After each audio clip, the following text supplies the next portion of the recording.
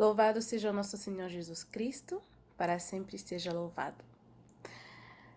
Bom dia, boa tarde, boa noite a meus irmãos e irmãs. Eu sou Milene, da Comunidade Católica Shalom, consagrada da comunidade, e eu vim aqui hoje, convidada pelo Igor, fundador da Comunidade Unos, para dar para vocês essa pregação intitulada Como Ser um Pregador Ungido. Então, antes de tudo, vamos começar com uma pequena oração invocando a intercessão da Virgem Maria. Em nome do Pai, do Filho e do Espírito Santo. Amém. Ave Maria, cheia de graça, o Senhor é convosco. Bendita sois vós entre as mulheres e bendito é o fruto do vosso ventre, Jesus. Santa Maria, Mãe de Deus, rogai por nós, pecadores, agora e na hora de nossa morte. Amém. Em nome do Pai, do Filho e do Espírito Santo. Amém. Então, vou me apresentar um pouquinho mais. Então, como eu falei, né, eu sou consagrada à comunidade Shalom com promessas temporárias, sou membro da comunidade de Aliança. Eu moro em Montreal, no Canadá, que é também o lugar onde me criei desde os 6 anos de idade. Muitas vezes as pessoas dizem que eu nasci missionária, né? Minha família, que é de Camarões, morava no Senegal e com 6 anos depois de que eu nasci, fomos pro Canadá e aí ficamos um bom tempo, até hoje, só que eu, no entretanto, eu viajei muito, eu morei em vários lugares, morei no México, na Espanha, em Camarões, na França, no Brasil, e hoje estou de volta aqui na minha terra. Então, nosso tema, vamos entrar como ser um pregador ungido.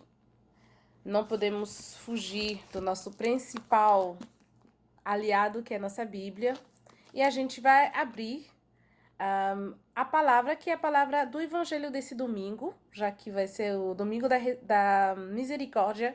Vamos ver o que esse evangelho nos diz. No evangelho de João, capítulo 20, versículo 22, né? Aquele evangelho onde Jesus aparece aos discipulados que estão trancados por medo dos judeus. E ele diz no versículo 22, recebam o Espírito Santo. E também no versículo 20, um pouquinho antes, ele diz, assim como o Pai me enviou, eu também envio vocês. Então, nessa passagem aqui, né, onde Tomás sentiu, como nosso fundador diz, o choque da ressurreição, porque estamos em Páscoa, ainda na 8ª de Páscoa, Deus quer nos falar duas coisas bem importantes. Primeiro, nada podemos fazer sem a força do Espírito Santo ou com nossa própria força, certo? Tudo o que os discípulos fazem, e nós somos discípulos, né? Então, isso se aplica para nós também, é pela força do Espírito Santo. E, segundo, como os discípulos, nós fomos enviados em missão, né? Qual essa missão? É como Jesus diz no Evangelho de Marcos, capítulo 16, 15, vão pelo mundo todo, né? Ide, como diziam nas versões antigas, proclame o evangelho a toda criatura, certo? O que é evangelho? Na época, tipo, o que eles chamavam de evangelho? Evangelho é uma palavra que significa boa nova, boa notícia. E qual é essa boa notícia? Que Jesus ressuscitou, certo? Como diz nosso fundador, Cristo ressuscitou, aleluia! Sim, verdadeiramente ressuscitou, aleluia. Então, essa é a mensagem que os primeiros apóstolos, os primeiros discípulos foram mandatados por Jesus mesmo a ir e anunciar, certo? Isso foi como uma primeira Pentecostes meio que privada, né? Depois acontece uma Pentecoste pública, onde eles já saem da casa, né? Eles estão na frente da casa deles e recebem novamente o Espírito Santo em Atos 2. Dessa vez o Espírito Santo se manifesta com sinais concretos, né? O vento, as línguas de fogo na cabeça deles, o povo, os testemunhos que eles recebem o dom de entendimento das línguas, ou seja, tudo o que os discípulos, que são judeus de Jerusalém, né, ou da Galileia, eles entendem no seu próprio idioma, eles que vêm de vários lugares do mundo, certo? Então, isso a história dos primeiros cristãos que nasceram numa cidade chamada Jerusalém. Eu sou de uma comunidade católica Shalom, que nasceu numa pequena Jerusalém, não é muito pequena, né? Fortaleza, no Ceará, talvez vocês conheçam. A história é um pouquinho da nossa comunidade. Então, um jovem de 20 anos, Moisés Azevedo, que teve uma experiência com Deus na sua adolescência, começou a se involucrar muito na igreja. E então, em 1980, quando o Papa João Paulo II visitou Fortaleza pelo Congresso Eucarístico, o arcebispo de Fortaleza, pediu para Moisés representar os jovens no ofertório da missa que ele ia presidir e oferecer um presente para o Papa. Aí o Moisés começou a rezar, mas o que eu vou poder dar de presente ao Papa? E na oração Deus inspirou, então, escrever uma carta onde ele ofertava a vida dele pela igreja, pelos jovens e pela evangelização do mundo inteiro, certo? E então, só para um pequena parêntese, se você já conheceu ou já ouviu a música Oferta do Missionário Shalom, é exatamente as palavras do Moisés que ele escreveu na sua carta, né? Final da parêntese. Então, ele ficou rezando, né, depois desse evento, como que eu vou, de fato, dar a vida pela igreja, pelos jovens, pelo mundo inteiro. E Deus inspirou, então, o meio de evangelizar por meio de uma lanchonete para os jovens, certo? Ele pensou assim, se você convida um jovem para para ir na missa, por exemplo, ele não vai aceitar. Mas se você convida para tomar uma pizza, ele provavelmente vai aceitar. Então ele reuniu uns amigos, contou, né, para eles aquela inspiração de Deus, foram rezando e então o 9 de julho de 1982 foi aberta o seu primeiro centro de evangelização, que era uma lanchonete para evangelizar.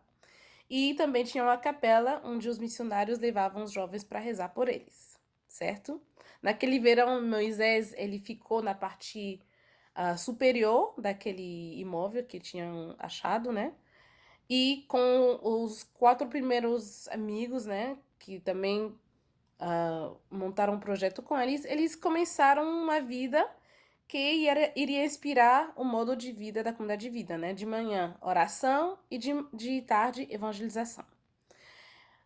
Abriu a lanchonete e muitos jovens chegaram para Moisés para dizer: a gente também quer dar a nossa vida como tu, fazer a mesma coisa. E assim nasceu a comunidade católica Shalom, certo? Se vocês achou interessante a nossa história, eu convido vocês a procurar o livro Escritos, que são nossos escritos, nossa espiritualidade, e tem toda uma parte sobre a nossa história, né?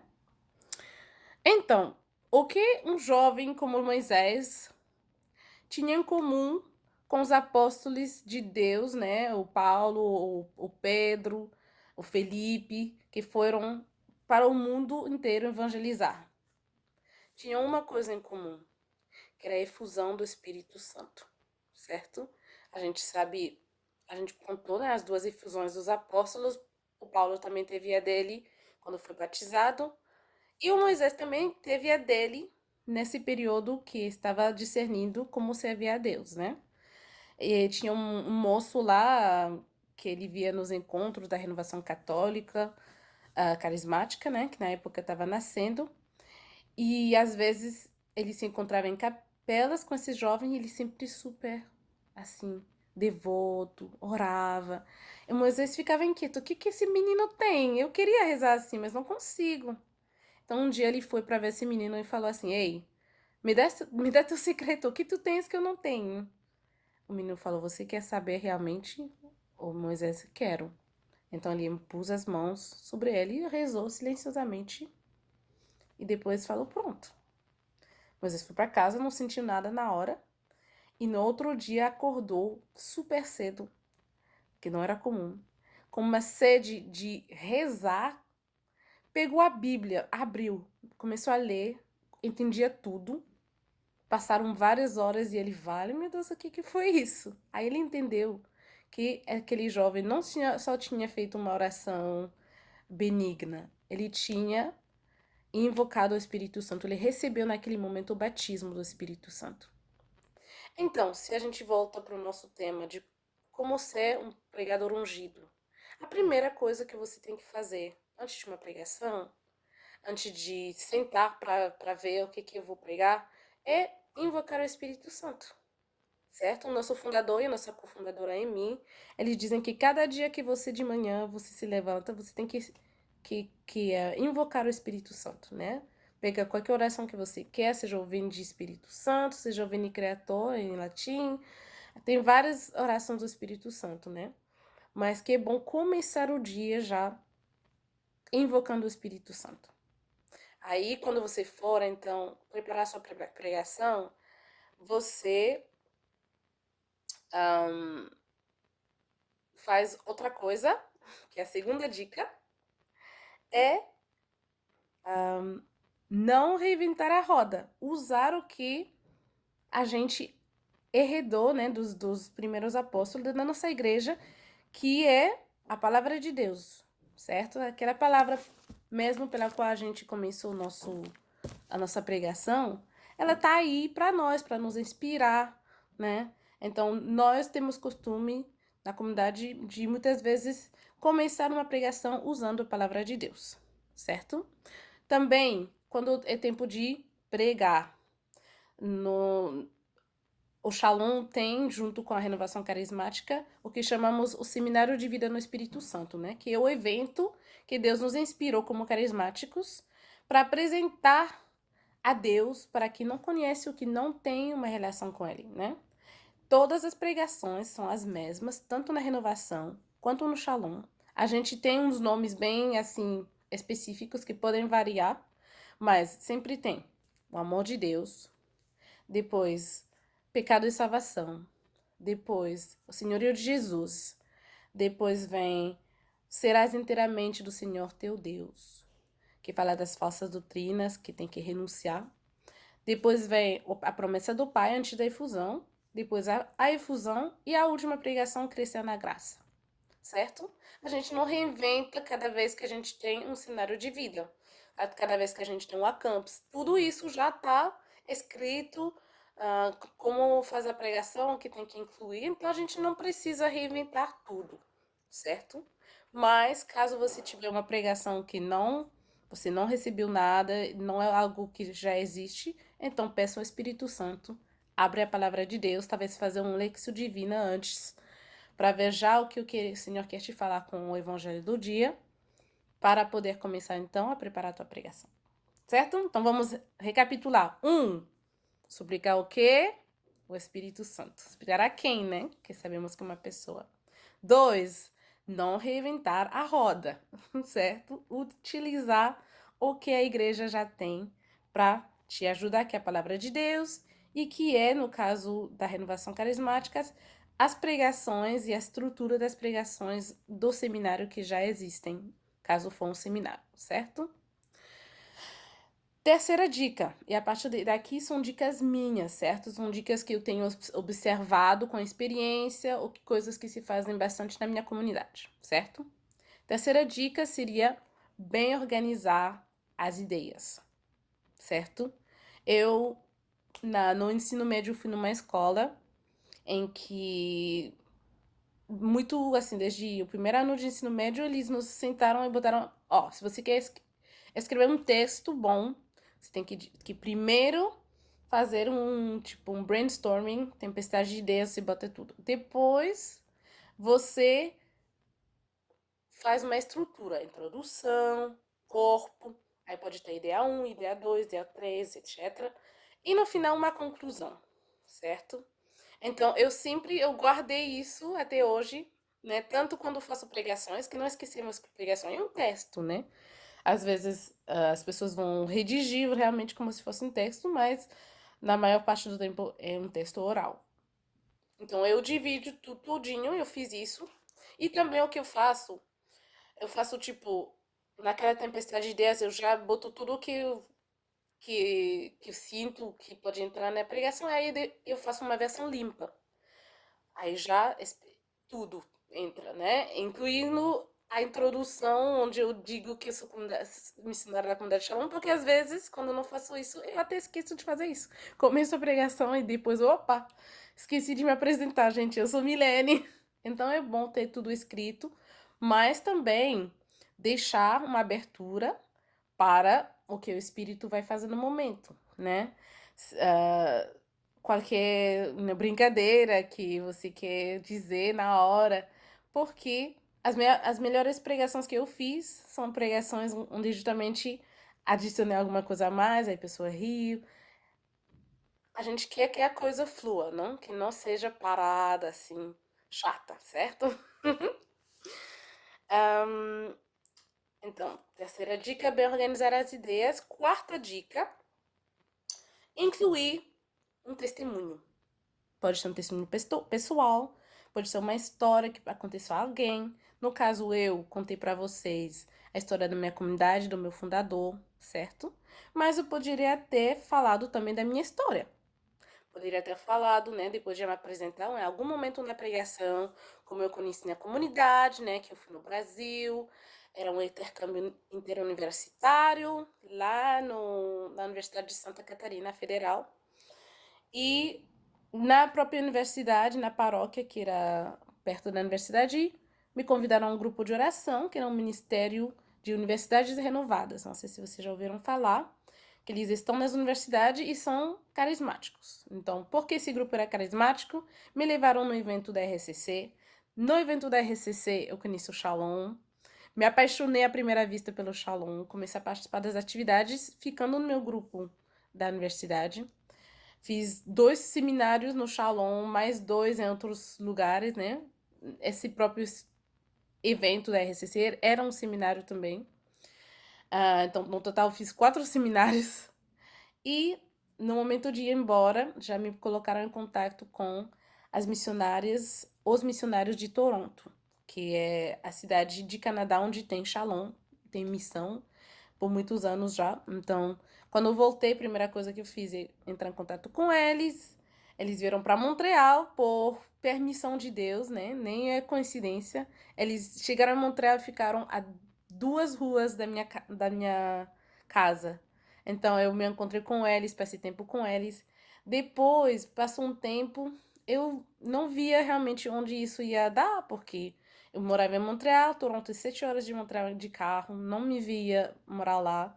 Enfim, eu fui para a jornada de Cracóvia, também não tinha planos de ir, né? Falando de misericórdia, foi aquela jornada, né?